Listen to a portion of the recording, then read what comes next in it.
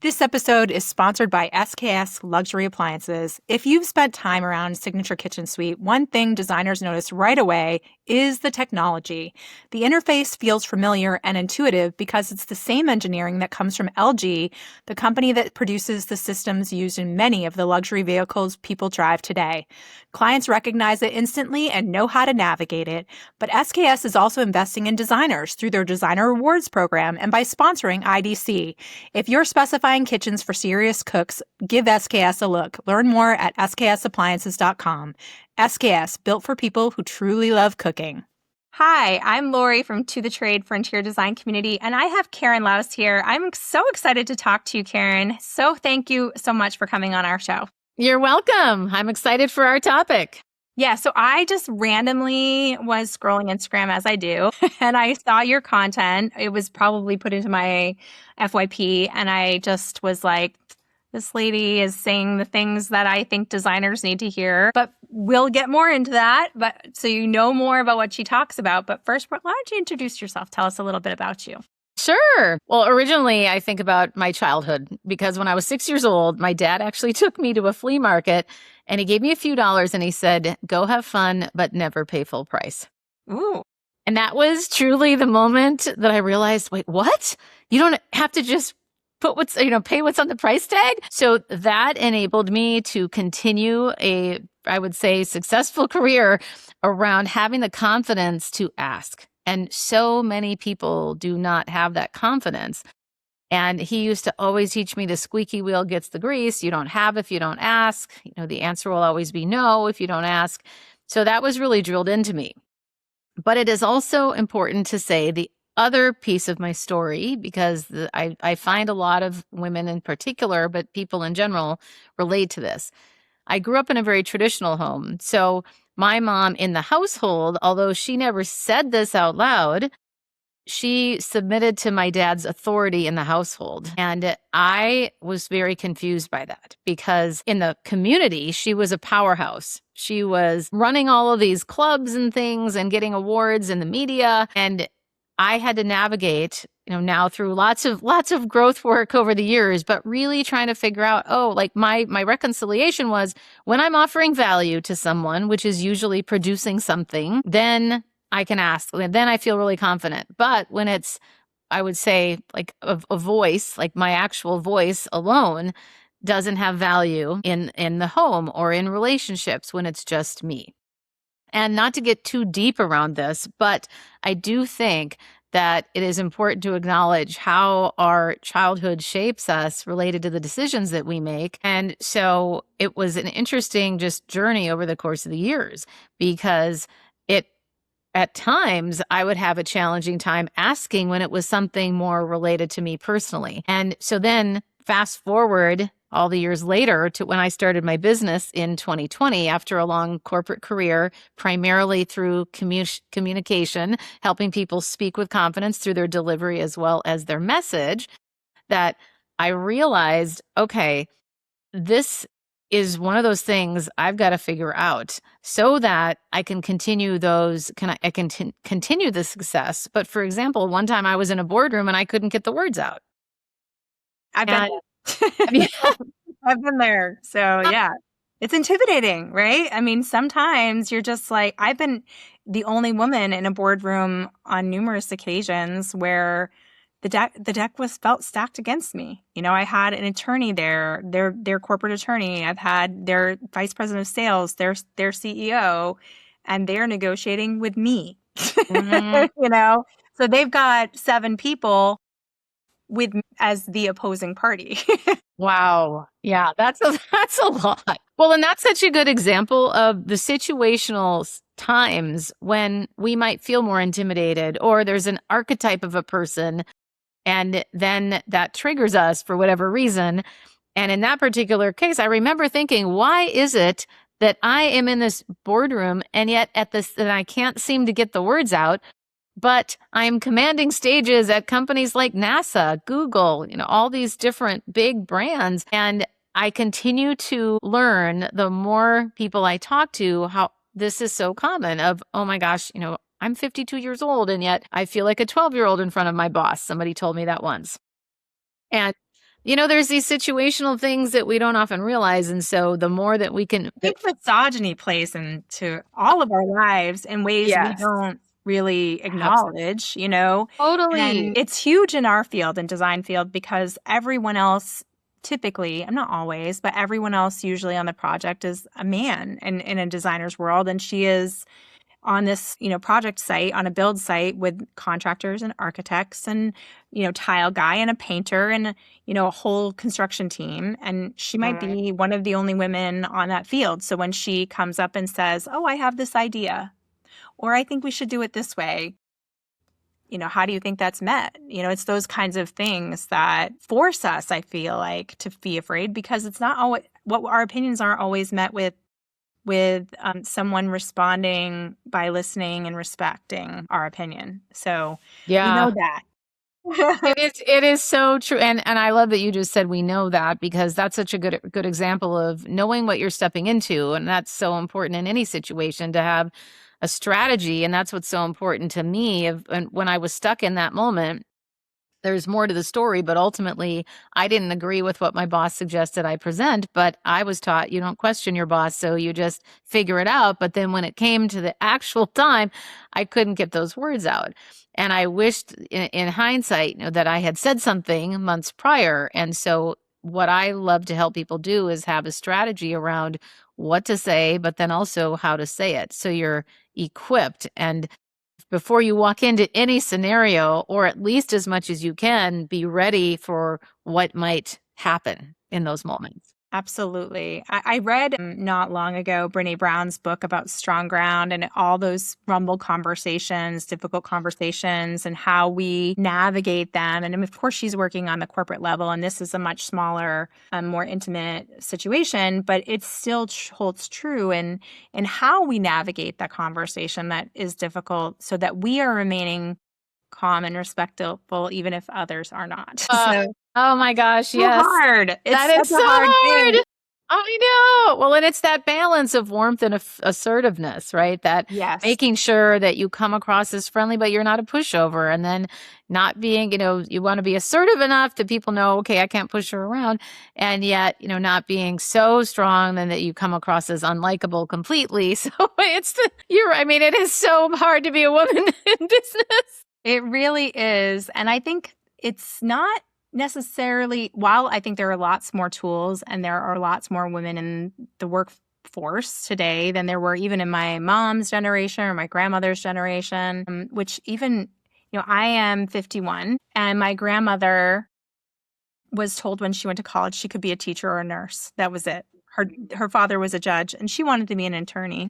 And her dad said, I'll pay for school, but you can only be a teacher or a nurse. So she was a teacher, and that was her career. She spent her adult life being an English teacher, and she married my grandfather, who became a president of a college. And, so education was always part of our world. But I just think about the opportunities that women have today, and with the education of being able to learn from people like you, to have those conversations, how much bigger careers we can have, and then modeling that for our own daughters. My daughter's turning 25 next week, and so she's just starting her career, and we have conversations all the time about her career and how I would like it to be different than mine, or better than mine, or learn from my mistakes early on.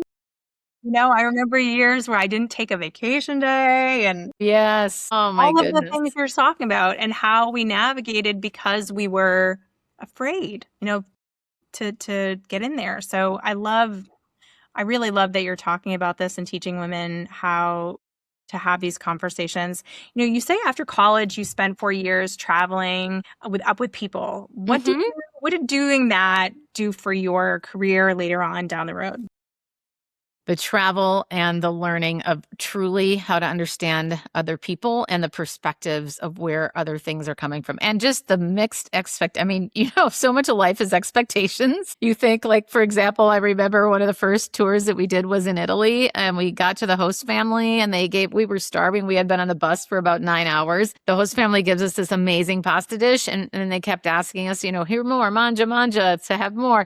Then we had a couple of portions of that, but had no idea that there was an entire other course coming. So we were already super full, and then more food kept coming, and then the grapes and the cheese after the main course. And so little things like that, where that happen all the time in business too, where you think something's going to be this way and then it isn't. So I would say the ability to be resilient and flexible, Yes. and the also just being able to pivot on a dime, where you realize, oh, the bus just broke down and we were supposed to be in such and such city tonight. And so that's not happening. Now, what do we do then instead? Oh, that You is know? crucial. I mean, that's crucial for all of our designers because that happens literally every day to them. They have expectations that they set with clients all the time on material deliveries. And a lot of being an interior designer is there are so many moving parts that are really sort of out of your control. I mean, you can't really ensure that a product comes in on time, is perfect when it comes in. There's shippers involved, the tariffs, Mm, the travel costs now, the gas prices, and how that's impacting the sale price that you might have quoted 4 months ago, and now it's time to buy it, and it's totally changed. And those cringy conversations we have to have with everyone involved. Well, and that does bring up a very good point, just about when you talk about the cringy conversations, because when you're traveling with 150 people for a year at a time, and I did it for 4 years, and you're on a bus with, like, you are in community with these people, you can't avoid people. Or I mean, I suppose you could, but it would be really uncomfortable. And that was also a really powerful learning about leaning into conflict for the point of bridging understanding. And I think about any of the client work like you're talking about with the people that you serve too, just really being very clear about, okay, what can we do? How can we see this from a positive? And then times where, there's a lot obviously out of the control, like you said, if things don't show up on time or when they said they would. I also think that it goes, there's spades of grace when we're just honest about, hey, this is what happened. I didn't see this coming, or whatever it might look like. And as Simon Sinek, who wrote the book Start With Why, I think that is such a powerful reminder too of just knowing if people understand the why behind something, they're a lot more understanding. But a lot of times we feel like, oh, I have to save face, or I have to make myself look better, especially in front of a client. Of course, we all want to look good. But I think at the end of the day, everybody just appreciates, just be honest. Like, there is just so much BS in our culture today that I think most people have a very high BS meter. My kids, when they were growing up, my husband had this phrase where he said, just fall on your sword. Just fall on your sword immediately. People, they're going to have to own it anyway. So Yes. you've done something for which you need to apologize, or for which you need to explain what an outcome. Just immediately rip the Band-Aid off. Say it. I think AI, honestly, has changed the game for designers, and that we've been teaching since the AI came out. Even internally, those emails that you get, you read that first sentence and you can tell they're mad. Like, Yeah. throw that even into ChatGPT or a Gemini or Claude. I use Claude more now, but throw that in there, and then read what comes out. Like, just say, make this nicer. Yeah. Read that, but keep all the integrity of the points, please. And then read that. And then your emotional response too, as you're responding to it, can be different too, because people just don't know that. I always joke on this podcast, not really joke, but it's true that there is always some designer who's not going to sleep tonight because they got an email and they're afraid to answer it. And they're just going to be, winding the gears all night long, worried about all the scenarios, catastrophizing, making, worrying about every worst case scenario, because that's kind of built into the world of design. We anticipate every actuality, which is how someone becomes a good designer, because they're thinking like, if I'm thinking about how you're going to use your kitchen, and I know you really like to come have a cappuccino in the morning, and you like to have, big dinner parties, and, they have to look at every use of that, but you have let's just say you have a small space for that. And they want to maximize every space so that can navigate your kitchen so effortlessly. And so they might look at, before they've even presented you a design plan, they might have done 15 or 20 in their head of like, no, that can't go there, because then if she opens the door, it's going to knock that drawer when that drawer is open. And that's, we've all been in Airbnbs and places that were not functioning design, and what that feels like when you open the door and then it hits this door, so you can't open that door. And we've all done that. But designers are trying to prevent any of that possible scenario from happening. And so that's just the way they're built. And so when these problematic things that are relationship based, where the client is mad because something didn't show up, they also, that thing, that muscle in their brand that is so great to work out those design problems now kicks in to continue, like, how is that problem going to be solved and how can I make them happy? And it just works overtime. It's such a developed path in their brain. So they immediately catastrophize of every possible problem that could happen, up to being sued by the client, or losing the project, or people, the contractor being mad, like all of the things that could happen in a financial conversation with somebody who has a lot more money than you do. Let's face it, the clients to designer, that's the situation that we're dealing with. So it's just fascinating. And I think that having that, what you're teaching, having those skills to really understand empathy in conversation and how to navigate those difficult conversations well, not only can protect them legally, but also set them up so that this stuff doesn't, that they can sleep at night. They can just enjoy their evening, even though problems happen like that. And I will say, the designers who are in the business for 30 years, they're like, they've already had worst case scenarios happen at some point. Yeah. So they just are like, this is just furniture at the end of the day, and it'll get solved and I'll be fine. But that newbie who's, just starting out or is 10 years in business and navigating growth, it's always a challenge. So I think it's fascinating. Did you experience immediately how you were communicating and rebuilding your confidence in that process? Of where did you get the point where you were like, I want to teach others what I do, because this is so needed? Yeah, it was in that boardroom moment, because what happened, because my boss shut down the meeting. I just couldn't get the words out. And she pulled me aside after and she said, Karen, you didn't trust your gut. You could have just tabled the meeting. And in that moment, I thought of two things. Number one, what? Like, I could have tabled the meeting? I didn't know that was an option. And then secondly, and probably most importantly, is why do I keep asking for permission? And that was the day that I realized I've got to make a change. So I really went to town figuring out what the root of my problem was. And so I went on my own personal growth journey at that time for, I would say, probably a good couple of years, maybe even 3 years. But then I would say that when I realized, oh my gosh, I was actually in a prison of my own making. Like, every single one of us has agency to choose differently. But then we're all responsible to figure out, well, what is the thing that's holding me back? So for me, I always had confidence. I'm not somebody that's had the traditional imposter syndrome. I've always thought my ideas are great. Like, my dad taught me almost to be overconfident, but again, related to my abilities. But when it came to my voice, my mom's influence would be there of like, who am I to be in this place, or like not want. And when I say that, I mean, my priority was making sure that everybody was comfortable and happy. Ooh. So that is the resonates with me. It sounds like, ooh, yes. I actually am reading the book, The Courage to Be Disliked. And it is such a good one. It is such a good one, because that's my big thing was, and I was taught, like, don't rock the boat.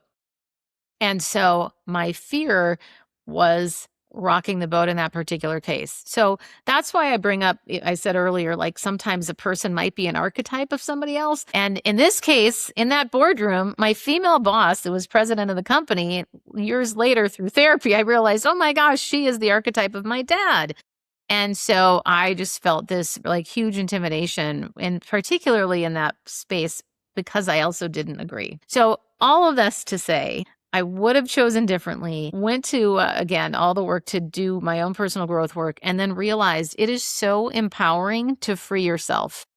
And it's possible because communication is a skill that then will build that confidence. So it's the action that you've got to take. Now, I had the years of experience around helping people speak with confidence and stand up on stages and be great speakers. But what I wanted to do, and that's when I finally left a few years later. So in 2019, I made a decision I was going to leave the company specifically to help 10 million women overcome self-doubt and communicate with confidence in 10 years. So I had 10 million in 10 years. We're about 5 million in right now, and it's going to culminate on the Chase Center Stadium in San Francisco in 2030. I just hired the event planner for it, and it's going to be a celebration of reaching the 10 million. But that's really what gets me up every day and the simplicity of just knowing a few phrases to help you. And even just leaning into courage. I have exercises around that. Everything that I talk about is very practical. Okay, here are a couple of phrases you could try and see if it works. Yeah. And then if it doesn't, try something else. And you might have different audience or different, potential clients or current clients. And so when this happens, try this. So, and so much of this, frankly, has been through my own experience too of experimentation. And one of my favorite examples was when I was negotiating with the HR person where the company wanted me to coach potentially the CFO. And I will tell you, this sentence has never come out of my mouth before. I don't even know where it came from, but it was one of my better moments. And it was one of those phone calls where I was in the loading dock of a building because she happened to call me in that moment and she asked for my rate. So I gave her my rate, and then there was this long pause. And as you know, in negotiation, it's always about, can you pause longer? You be the one that use silence to work for you. And I waited quite a while. There was still a pause. And then I just decided to ask one of my favorite phrases, which is, how does that land with you? And I love that also because it gives people permission to either say, oh, wow, it almost gives this relief where they feel that they have permission to say what they really think. And then when she said, well, I'll tell you that is significantly higher than the other coaches we've been looking at. And then I said, I recognize that I'm higher than most. Is that a deal breaker? And that's when she said, absolutely not. That is not a deal breaker at all. We want you to meet the CFO. But that was one of those moments where I had never used that line, is that a deal breaker? And I never have said that. That was also a moment in my own growth to realize, wow, I've never said I recognize I'm higher than most. I'm finally starting to own the value that I bring. And so little things like that. So it's the phraseology, but then it's also the presence in which you say something. How certain are you? Because again, I know I'm preaching to the choir with you, Lori, but it is all about how certain are you in your offer? How certain are you that you are the one to be the person that serves them? Right. And I mean, there's so many interior designers, they are working on particular projects that can take 2 years. I mean, building a home is a very long-term process. So when they say yes, let's just say they're in that scenario where they had that conversation with the client, and believe me, almost every client today is saying, I didn't expect it to be that high because the prices have gone nuts. Not our fault, but just tariffs and increases over the last 10 years have been astronomical. Even someone coming back who's recently done a design project 10 years ago is going to see wildly different numbers from every designer across the board. And I think that is so scary to those designers. And so when they're in that situation, I could feel them being in the situation you're talking about and wanting to just lower the price and immediately before they even ask. Yeah. And then they're locked in on that project for a very long time. And it also prevents them from working with someone who would have valued them and, looking at the opportunity from a perspective of, does it really serve me and my goals and what I want for my business? Is that the right decision to take this project on for my team, if they have people work for them or if they work in conjunction with other trades, is it the best project to work with someone who already is not valuing them at all? And sometimes you're right. It is in our head. We're not even giving them the opportunity to sit with it for a minute because Right. it is scary. I mean, Yes, we it don't is. who likes to see that number. I know. Yes, I'm sure. Yeah, you're dealing with huge numbers. Huge numbers, huge And numbers. When you that, talk yeah, about huge homes, like, it can be pretty crazy what things yes, cost. Yeah. I'm sure. Well, and what comes to mind for me is when we say yes to those things that we don't really want to be doing financial or that they aren't paying off, we get resentful. And then that continues to erode on our own confidence. I think I've experienced that anyway, where I've said yes to something and then thought, oh, why did I do that? And even recently, I set a new minimum for my speaking. And I normally subcontract with a training company. Every once in a while, they'll call me in, and I've recently told them that I have a new minimum, and then they still came back and said, "Well, would you accept this instead?" And that was one of those moments in the past. I would have said, "Well, okay," and I thought, you know what? This is such a reminder. I'm doing a lot of work on my own money mindset right now. And that was that moment where I said, no, I haven't like what would my word be worth then if I had already told them I have a new minimum and then I come back and negotiate? In that particular case, I had no interest in negotiating. And it was hard to give that money. I mean, frankly, I would have enjoyed the trip and they would have paid for my travel and all of that. But at the end of the day, it's no, I made an agreement with myself. And I do think that that's also really important and a huge thing that I've been learning about my own identity and my value and then communicating my value. So there's so many components to this that I continue to learn are so complex with the way that we are as human beings. Question about that too. When you Yeah. do set that rule for yourself and you're like, this is where I'm going to sit and I'm not going to take anything lower, and you do finally do that, is there a moment where as a result of that new decision, there is kind of a lull because you're not quite practice at it yet. And so you might feel like saying no immediately turns off that fountain of business that's coming your way. And Mm, and then you're like, well, I still have to pay my bills here. You know what I mean? At the end of the day. But is there a yes. moment, like, do you have to give yourself some time for that to really fully sink into yourself so that you believe it yourself and so that it actually can work for you? And is that part scary? Does that make Well, sense? yep, it does. So I'm going to Okay. answer a few different ways. So the first thing that I would say is that it's simply a decision. You're making a decision. This is what I am now charging.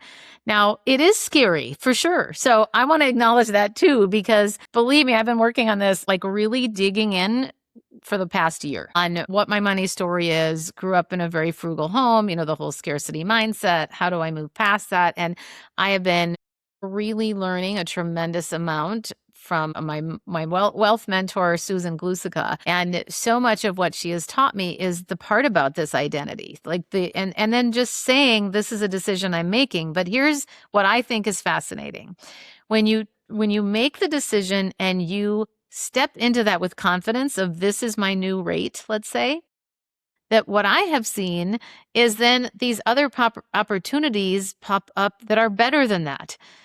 And this coach's her mantra is always better is on its way.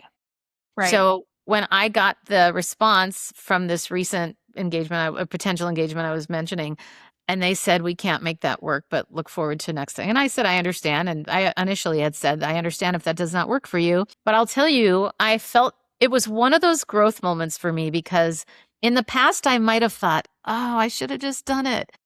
But this is my own growth because I realized, you know what? Better is on his way.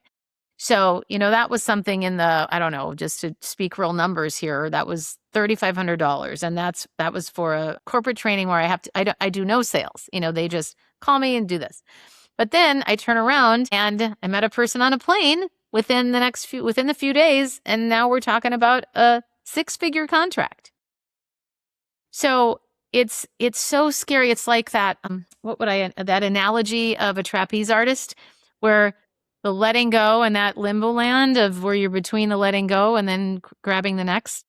That's so hard to even think about because I think that's the fear right there, is that next bar is not coming our way and we're just going to fall. And that Yes. is where I think so many of us just want to grasp and grab.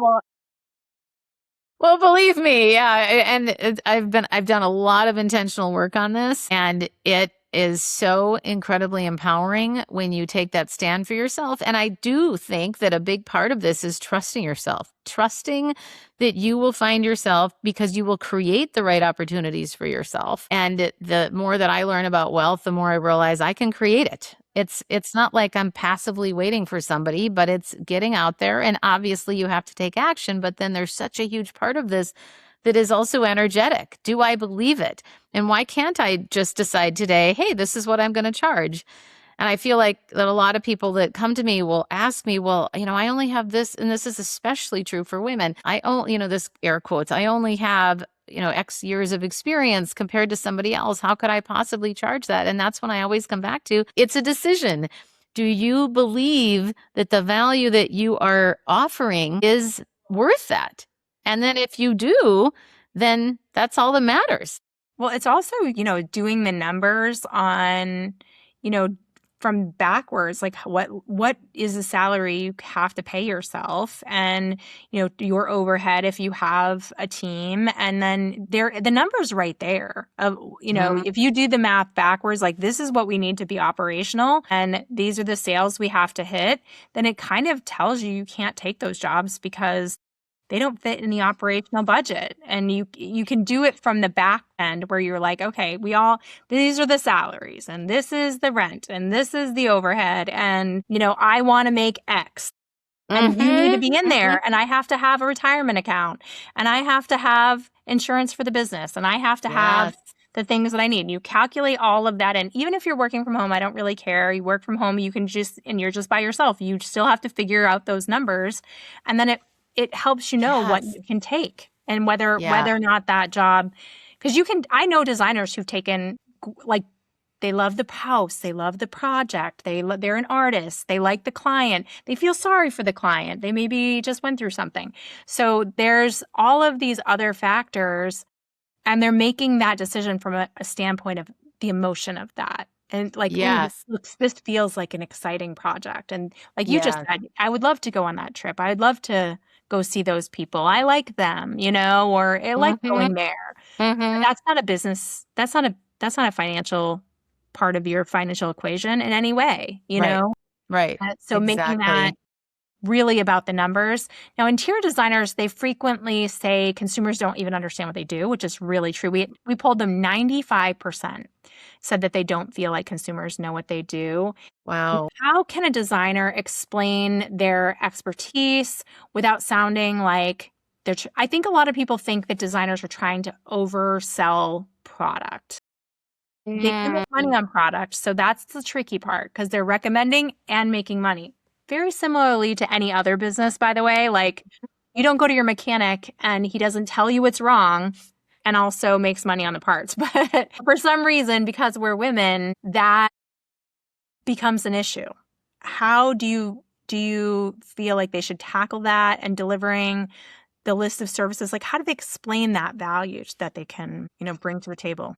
It's always about knowing what your audience cares about, what is relevant for them, and using their language, because too often what I see a lot, especially in proposals, but it's also conversations, where I think it's just a nature of the beast that most of us as humans, we want to prove our value. So we tend to talk about ourselves a lot, and we think we have to say like, oh, I have this and I have that, as opposed to, Lori, tell me more about the vision that you have for your home. And I mean, of course, I'm sure that would be a standard question anyway. Yes, right. But getting more into their heads, frankly, about what matters to them. And then also a big question, again, this is a lot that I've learned from sales, is really asking that permission almost of, well, it's more asking the question of, how motivated are you to do this project? How committed are you? And tell me more about, like, basically, we're getting to determining whether they have decided or they're deciding.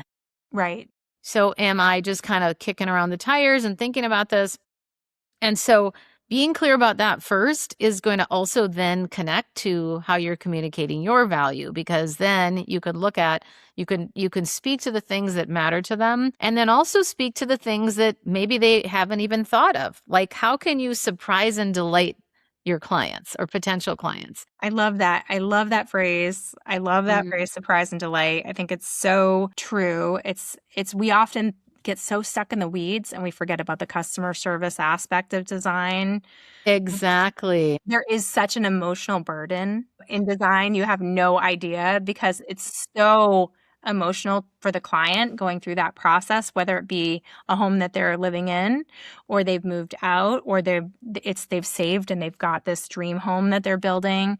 Sometimes it comes at crucial times in their lives. There are often times like something has happened, like the kids have moved out or they just bought a new place that they're doing a new chapter and they're retiring and they're going to their dream retirement location or there's always sometimes there's a life thing that's happening around there that's already stressful.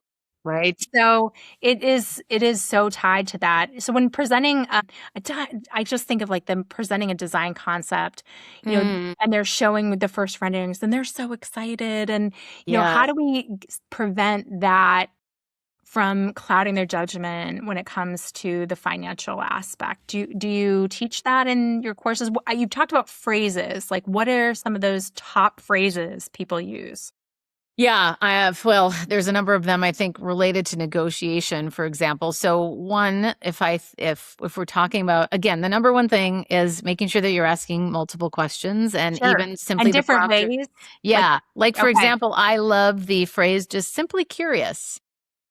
Just leading with that. And you don't want to overuse anything either. And another one to me, another phrase I love is help me understand. And then when we think about, because there's a lot of different directions that this could go in this moment, Lori, because so much of it also depends. But I'd say the biggest thing to be careful of is remembering to be others focused versus self-focused. Because to your point, we can get really excited. And I've also seen people give way too much detail and information. That's me. So I hear you. I always tell people I'm a recovering rambler myself. So remembering even the power of the pause, just stopping. And it's the same thing I teach in conversations that might potentially be the courageous ones or where there's potential conflict, where usually when we're either excited or nervous. So I think about, somebody who might be a designer that it has a whole pitch ready and very excited about presenting that. And then also somebody who maybe has a potential conflict with somebody and they're nervous. Both cases can end up being a monologue. So we have to remember to say a little bit and then stop and say something like, how is that landing with you so far?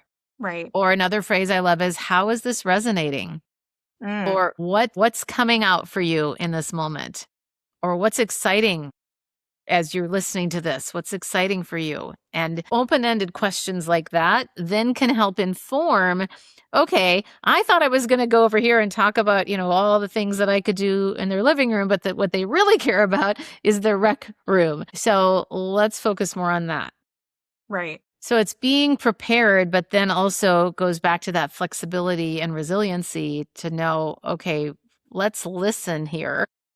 And then even asking, sometimes I find myself in conversations where I'm not sure, like, where do I want to go next? And then take the pressure off yourself and just ask, Lori, where would you like to go next in this conversation?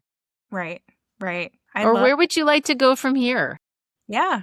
And I think being open to it diverging in different ways. And also one of the things that when you were speaking that I was struck with, and I think this is something that has happened to you, and therefore I can see it being so valuable to our designers. Oftentimes they somewhat neglect marketing. It's just not in their forte. They don't love it. And so they don't really market. So when a potential client comes in, when that somebody's emailed them or they've DM'd them, they're so excited about the project. They maybe have looked at the property. It looks great. It's aligning with them. They want it too bad. And they aren't used to practicing and getting the emotion out of the way. I remember talking to a designer who was like, I've given them the proposal and they haven't called back yet. He probably went with someone else. And I was like, I wouldn't think that yet. It's literally been 3 days. So I would not be in a world where I would think that they are not going to come back with your proposal or have made some weird decision. It could be even 2 weeks, like you can do a follow-up. You can have a process for that where you are following up and where the deal can, how people are coming into your world or leaving and, navigate the project or leaving your world, to manage those expectations and manage that process so everyone loves you, whether they hire you as an interior designer or don't. I want them to make that experience when they come into an interior design community so warm and lovely that they're going to tell 10 people how great I am. So, that is what the focus should be. And then the practice of those conversations make you better at them,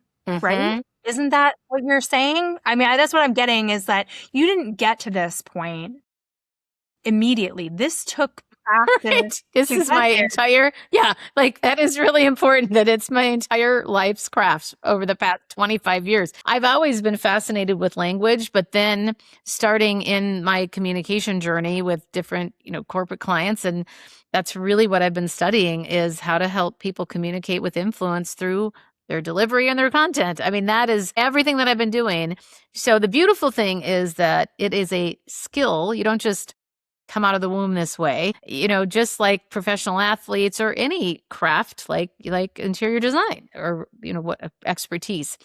And remembering that these are skills that can be learned, but it also, everybody, no matter what you want to do, we have to have a compelling reason to do it. Nobody is going to do anything unless there's a compelling enough reason where they're feeling enough of a need to change. And this is what I see a lot that is a challenge, because sometimes I see, and I actually shouldn't say sometimes, this is a lot of what I see, are incredibly brilliant people.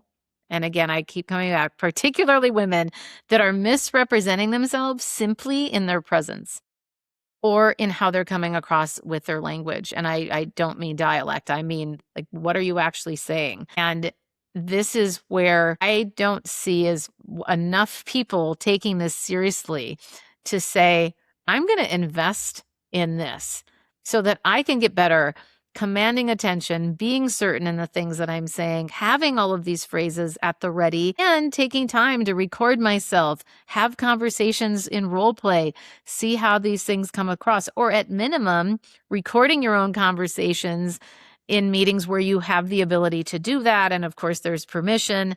And listening, oh my gosh, I can't even imagine that. That scares me and also excites me so much, because I wonder if they played that back, they could hear the apologizing. They could hear exactly. You know what I mean? Well, and I have a whole talk called 7 Ways Women Give Away Their Power and How to Take It Back. And one of the ways is the minimizing language that we use. So words like, I think maybe if we considered, versus this is the recommendation that I have moving forward. Or here's what I recommend. It's such a different feel. But so many of us, I recently read a stat that's 49% of adults, general, not just women, 49% identify as people pleasers. And when we think about how many of us are walking around trying to make everybody happy by saying the right thing or not offending or whatever it might be, remembering that most of us could stand to take a few more risks. And if all we did, like for anybody that's listening, at minimum, record yourself on your phone when you're in a Zoom meeting or a Teams meeting, whatever it might be, and just listen to your voice. Do you sound credible? Are you speaking with conviction? Are you also friendly in the way you come across? Any of us can relate to this when you think about calling, a customer service place, like whatever it might be, the airlines or a cell phone company, the cable company. As soon as a rep answers the phone, is this person taking me somewhere? Do I trust this person? Just by the tone of voice. And if we have just a little awareness of how our voice sounds, even better, seeing our presence on video, all of that is absolute gold. But most people don't think it's that big of a deal. But I was recently at an event and there were 8 panelists. One stood out significantly because she took the mic. From the moment she took the mic, she commanded authority with her voice. She also had a great smile. She also had what I call flagging statements, where you say something before it's coming. So for example, here are the 3 things you founders need to know about how to invest in or how to fundraise, I think she said. But she would always say, here are the 2 things. Listen up. I'm going to share 2 things with you. And it was so good. And I thought, there are 8 brilliant women on this panel, or the different 2 panels, but it was the one that really stood out. I want every one of them to stand out. Right, right. I feel that, because I think that designers are in that boat with very repetitive issues. I will tell you one scenario that comes up probably more than the rest, and that is the furniture piece. So they have contracted the designer. The designer is selling products that they have spent time going to trade shows to find, building relationships with the brands, establishing a trade relationship, because usually there's a minimum that's extremely high, by the way, like $20,000 or something like that to invest in to get that trade account. And then they say these are the things, they've already been paid for the design process, but their whole profit margin is built on the designer, the client buying in on the furniture and the design. And so they'll send over, like, this is the invoice for the 2 chairs. And that client will immediately go online, reverse image search it, and see if they can find it cheaper online. And sometimes they can, sometimes they can't, but sometimes they can. And immediately come back and say it's $20 cheaper, it's $200 cheaper, whatever, on this website. Can we just buy it through there? And that's always the hardest conversation for them, because the answer to them is no. I immediately lose the part of the profit that I counted on from this project to have design fee and furniture. I can't help it that there are a bazillion retailers. I don't know the quality of that retailer, whether that retailer got it as a second, which happens in our industry, whether or not it's going to be delivered on time, how it's managed. A lot of the product comes into a designer's receiver where it sits until it's installed. And so there's a whole process, and having someone take a piece out of that process, it's really time consuming for a designer, believe it or not, even if they get no money from it. So those kinds of scenarios happen. That's probably the number one scenario that designers are combating on a daily basis, is what we call being shopped. Like somebody can find one component cheaper online from somewhere, and then having to justify that, and that's hard. And what do you say about those kinds of conversations? How do you have that? Well, it goes back in my mind first to deciding what you're available. I almost think about it as, what am I available for? What am I not? Am I available for allowing my client to do that, or saying, like, just letting it go? I think it always goes back to what is going to be the better, how should I say this, the better choice, because is it worth it for me to have the relationship and get the rest of the business and give them a small win of, I got a better deal. But then I think the biggest thing, if you wanted to have the conversation, then I would say that could actually be something that I would recommend doing proactively, to say, hey, and this is a person that typically it's once you've started working with the client. Yeah.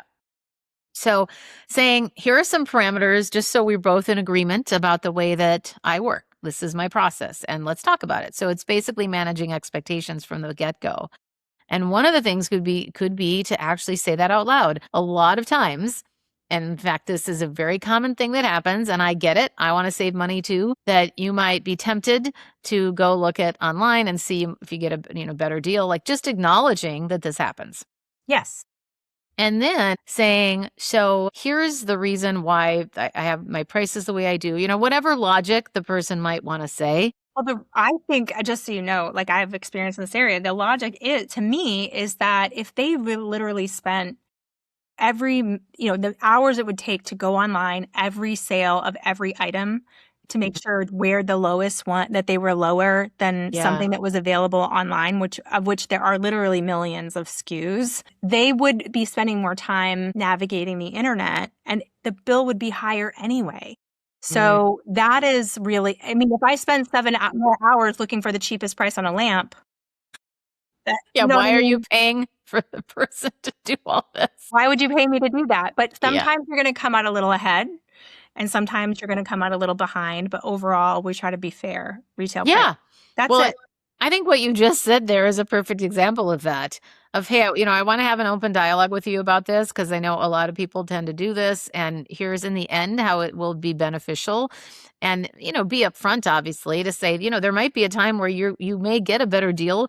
But if you're spending hours looking for that, then it kind of defeats our whole point here. And, something to the tune of that. I think Yeah. more than anything, rather than the specific language of what to say, my biggest advice here would be simply to have the conversation and to have it proactively. So then you don't have to backtrack and that can be more awkward and uncomfortable.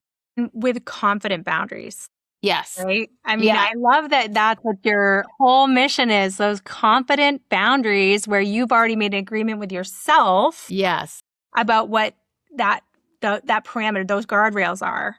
Exactly. And you're not really letting people go beyond them. Yes. I love Yes. that.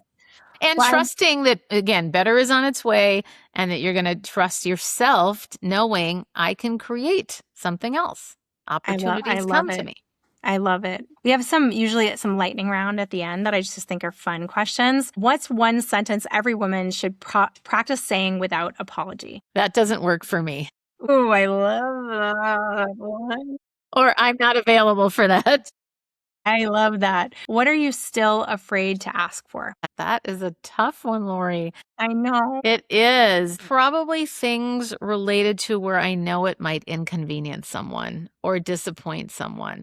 Yeah, I think we all love to make people comfortable, and it's really hard habit to break. Yeah. What's one word you wish women would stop using in meetings? Sorry. Yes. Here's my tip for that. When you start noticing yourself, I'm sorry, and it's starting to come out of your mouth, say first, if it's appropriate out loud, but if not, say it inside, I'm sexy. So I always tell people, be sexy, not sorry. I like that. That's But fun. then obviously in a real scenario, thank you for your patience. I appreciate you waiting, things like that, instead of the immediate response of, I'm sorry. I've trained myself to say, excuse me, as my knee-jerk reaction now. So when we can just train ourselves to at least start with excuse me, then the thank you for your patience, that kind of thing. Yes. Yeah. What is your go-to phrase when you need a moment to think? Let me take a moment.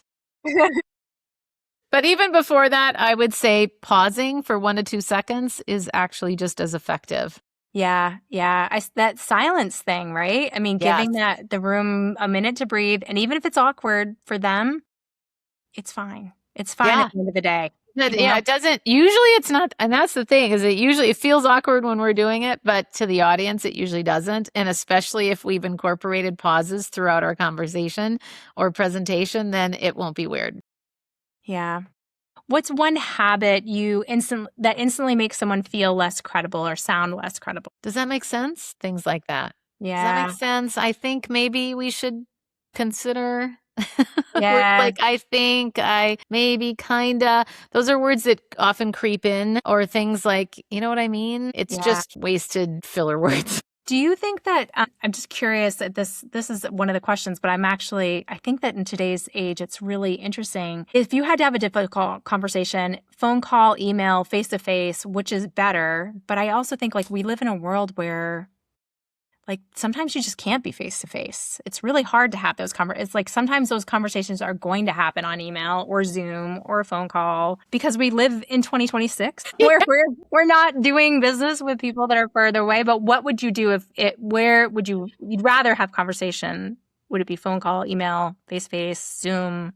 Where would you rather? Number one, certainly face-to-face, and then secondarily virtual with cameras on. And then for sure, then phone would be after that, email last. It also depends on what the point is. And too often I would say that people, because it feels safer, navigate or default to email, especially when they're feeling wronged or there's some potential. Again, I always say it's the potential of a difficult conversation. It doesn't mean it has to be difficult, but it's how we perceive it. And then just remember, usually things get a lot worse when we start texting or emailing because tone can be so easily misread. And if, for example, you can't reach the person and you really feel like you need to say something, this is also for a positive experience too, is leave a voice memo, or like LinkedIn. I leave voice memos all the time on LinkedIn and people can hear your voice, and I find that to be very effective. But it's also Wow. I never even thought of voice memos on LinkedIn. Wow. Yeah. Interesting. You can only do it on your phone though, so I don't Yeah. want to misinform. No, that's But great. even sending a quick video. But that's the other thing. If you're going to do a video or a voice memo, make sure it's short and sweet. Yeah. Yeah. Yeah. The last one, what's the best advice you've ever received about speaking up? Uh, just to say what you want to say. I love it. Well, thank you so much, Karen. This has been You're so welcome. fantastic. I can't Thank wait for you. our audience to meet you and see what you're about, because we're going to make a big whole thing about you. You're going to be on all of our socials and all of our blog and link to you, so that I hope more Thank people you. find you and can learn how to navigate those difficult conversations. Thank you so much, Lori. This episode is brought to you by Curry & Company. Designers, you know the moment. You walk into the room and the lighting stops you in your tracks. Chances are it might be Curry. Curry & Company has built its reputation on pieces that feel sculptural, collected, and timeless, from hand-finished chandeliers to statement lamps, furniture, and accessories. Their collection is top-notch. If you haven't explored their newest introductions, take a look. Visit curryandcompany.com,